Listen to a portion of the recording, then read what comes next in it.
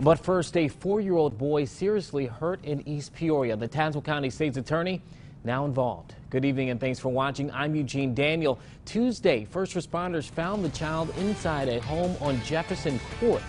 He was in cardiac arrest with several injuries to his body. East Peoria police say the boy is in a local hospital and on a ventilator, and investigators confirm that they are interviewing members of the family. Well, state lawmakers want to get ahead of a disease, and there's a plan to require children to get the HPV vaccine. Treasurer Roberts spoke to parents who are worried that the shot could have bad effects. Treasurer, why are they so uneasy? Eugene, a proposed bill will require 6th graders to get the human papillomavirus vaccination. Doctors highly recommend it for better health outcomes, adding it can cause cancer. Parents say, of course, they don't want their child to be at risk for cancer, but think the vaccination could lead to other unwanted issues.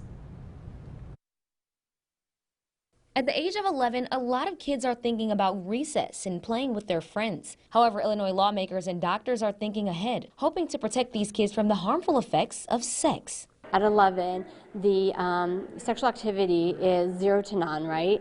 And so you want to make sure that you can get the vaccine prior to any sexual activity. A bill proposed in the Illinois House will require students to get the HPV vaccination before going into the 6th grade. Some parents are on the fence. I'm not sure that there's been enough research into the effects, the long-term effects of that vaccine. So I don't know if I personally would feel comfortable having my children have that vaccine. Monica Hendrickson, Peoria County Public Health Administrator, says no one has died from this shot. People have died of cancer. Cancer being one of the risks after contracting HPV. You try to protect your kids from the unknown, but then at the same time, like you said, we do know that HPV causes these ailments. I think that it's one of those health issues that can be easily addressed at a younger age and reduce the complications if they're older.